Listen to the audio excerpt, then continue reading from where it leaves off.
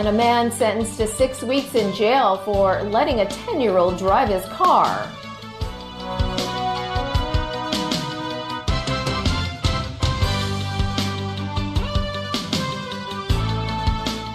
At Shatin Magistracy today, a man was sentenced to 6 weeks in jail for letting a 10-year-old boy drive his car earlier this year. The car then crashed into another vehicle in a Chunhuan car park. Sharon Tang tells us more. 46-year-old Zhe Kwok Yao, a construction worker, earlier pleaded guilty to 4 charges, including permitting someone to drive without a license and permitting another person to use his vehicle without insurance. Passing sentences, Magistrate Winnie Lau noted although Zhe is the breadwinner of the family with no criminal records, he had committed a serious offense by letting the boy drive. The magistrate said the defendant had put the safety of the boy and himself at risk because he should have expected other people and vehicles in the car park at the time. That's why Zhe has to face an immediate 6-week jail term, along with a $2,000 fine and a 1-year license suspension. On the evening of February 4th in the Chunwan multi-story car park building, Zhe was sitting in the front passenger's seat while letting his girlfriend's son drive. Someone then reported to the police that the car had crashed into a vehicle parked in the building. By the time police officers arrived, the boy had already left. When police asked the defendant to confirm the identity of the driver, he told the officers that the boy was behind the wheel. The child was later cautioned under the police superintendent's discretion scheme for driving without a license and without third-party insurance. Sharon Tang, TVB News. Police Chief Stephen Loh today declined to comment on the possible outlawing of the pro-independence Hong Kong National Party, citing ongoing legal proceedings. The government said last week it might invoke a clause of the Society's ordinance to ban the party at the advice of the Society's officer, who in fact is the police commissioner. Although Loh refused to comment on the case, he did say the police are duty-bound to collect evidence if they detect any illicit acts. He also disagreed that the police had turned a blind eye to other unlawful organizations. We have been doing a lot of operations, including undercover operations against Triad and also their sources of income. So we have been dealing with this Triad offenses or Triad crime all the way. The standby signal number 1 is now in force. The observatory says the chance of issuing the number 3 signal is low. The warning was issued at 3:40 this afternoon. A tropical cyclone is now centered at about 450 kilometers west-southwest of Hong Kong. It's expected to be closest to Hong Kong around midnight tonight. The observatory warns of squally showers and thunderstorms. Members of the public are advised to stay away from the shoreline because of swells and rough seas. In Japan, an intense heat wave saw the mercury soar to a record 41.1 degrees Celsius in parts of the country. According to the Japan Meteorological Agency, the high temperature was recorded in the city of Kumagaya, around 85 kilometers northwest of Tokyo. It topped the previous record high of 41 degrees in the western prefecture of Kochi in August 2013. A lingering high-pressure system has brought record-high temperatures to the region for more than a week. That has led to more than 40 deaths in Japan, and thousands of others have been hospitalized. Another 10 people have died in South Korea from heat-related causes. British police have arrested 3 men in London in connection with a weekend acid attack on a 3-year-old boy. Saturday's attack was at a discount store in the central city of Worcester. The boy was taken to hospital with serious burns to his face and arm. He's been discharged, but police say the long-term implications are still unknown. The men, all in their early to mid-20s, were arrested on suspicion of conspiracy to commit grievous bodily harm. A 39-year-old man arrested over the weekend remains in police custody. Britain has seen a steep rise in acid attacks recently.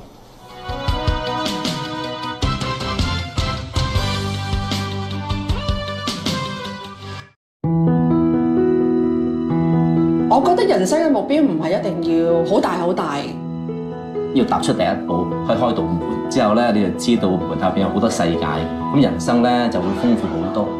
讀書除咗係興趣之外，係根本令到自己改變嘅一個方向嚟嘅。其實唔好計個年紀，你想學嘢咧，8歲都學得，80歲都學得，只要你好享受嗰個過程，你會有得着嘅。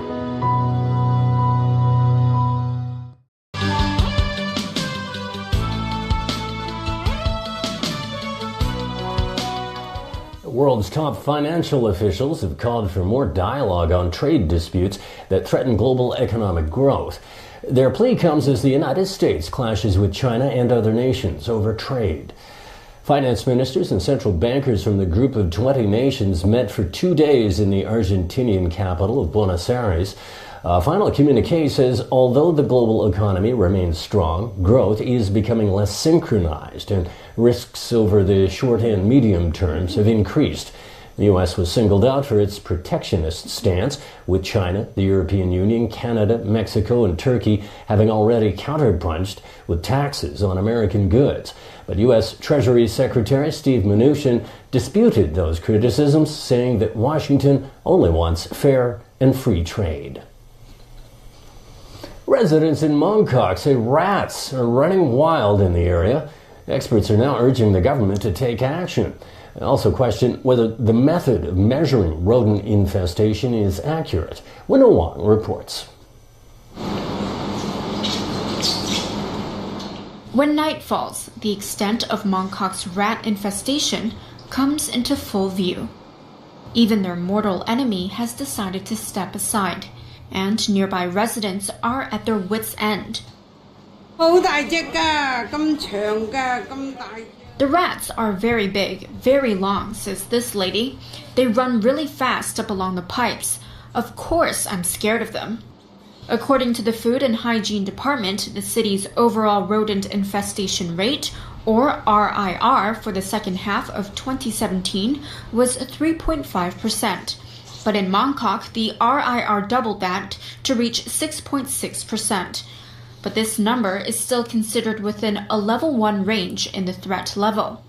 This means rodent infestation is not considered extensive in the area surveyed. But how exactly is the rodent infestation rate measured?